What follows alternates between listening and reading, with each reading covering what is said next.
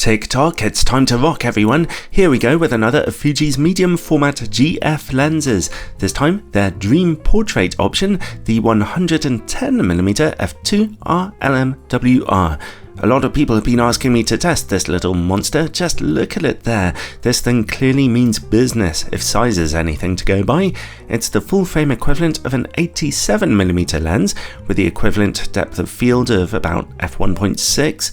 Full frame camera shooters might not find that incredibly impressive, but if this thing can resolve 100 megapixels of detail, then that might go some way to justifying its hefty price tag of £2,000 here in the UK, or $2,300 to certain professional users. It's certainly a lens that seems to have a great reputation online. It can absolutely get you some stunning images with deeply, beautifully presented out-of-focus backgrounds, as you might be able to see already from these sample pictures. I'd like to thank Fuji UK for loaning me this lens for a week for testing, although as usual this is a totally independent review. Considering its price, I'm going to be as unforgiving as possible on this thing. The first thing you notice is that the lens is big, and weighing just over a kilogram or over 2 pounds, it's pretty heavy too, although I've handled even heavier portrait lenses than this. The lens's body seems to be mostly made of metal with some high quality plastics in there. It feels solid as a rock. It's well weather sealed too, including a weather sealing gasket in the rear. Towards the back, we get one of Fuji's nice plastic aperture rings with positive clicks every third of an f-stop and a mechanism to lock you in either automatic or camera controlled mode. In front of that, we get a large rubberized manual focus ring. It's electronically coupled with the lens's focus motor, and while it turns very smoothly, the focus motor responds to being turned a bit jerkily.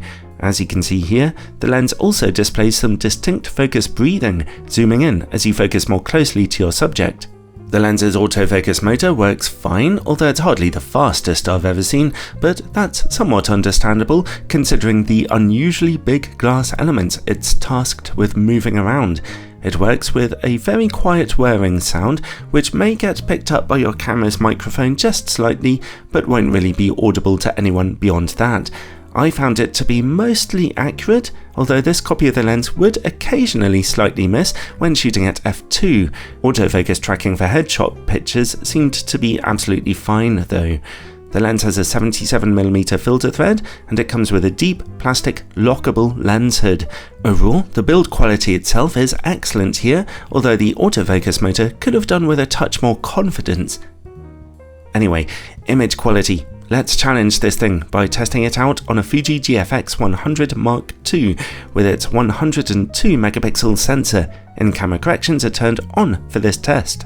At f2, straight away we are seeing perfect sharpness in the middle of the image. Contrast is good enough, although the eagle-eyed might see just a touch of horizontal ghosting here. Stop down to f2.8 and that immediately goes away, leaving you with perfect contrast. Anyway, let's have a look over in the corners. They are looking just a tiny bit softer, but still very impressive, especially on a 102 megapixel sensor.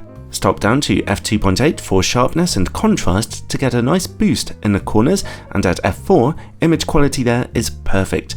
The lens stays this sharp down to f16, where a touch of softness emerges due to diffraction, and at f22, the image is noticeably softer. Still, a pretty incredible performance, quite frankly. The resolving power of this lens is quite incredible, giving us about 100 megapixels of detail from very bright apertures, although we could have seen just a touch more contrast at f2, I think. Okay, well, let's bypass Fuji's in-camera corrections by shooting in RAW and take a look at distortion and vignetting. The lens projects just a negligible level of pincushion distortion here, but vignetting at f2 is rather strong. Stop down to f2.8 or f4 and those image corners brighten up quite well, so don't forget to make sure that's being corrected if you're shooting in RAW. The lens's minimum focus distance is a decent enough 90 centimeters. Close-up sharpness is quite good at f2, but at f2.8 it becomes very sharp again. Nice. Let's see how this lens works against bright light. Great performance here too.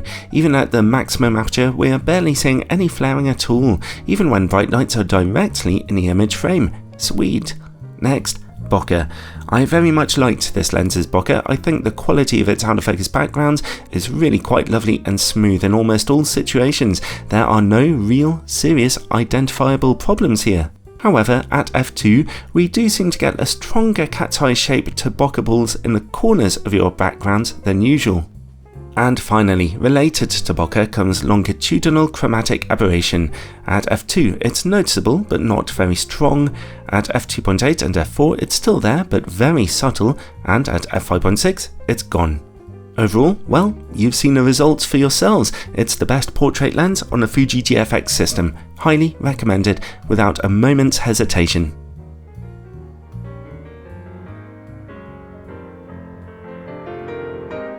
Alright, thanks for watching everyone. I know they're not the most popular videos on the planet, but I absolutely love putting together these reviews of medium format lenses.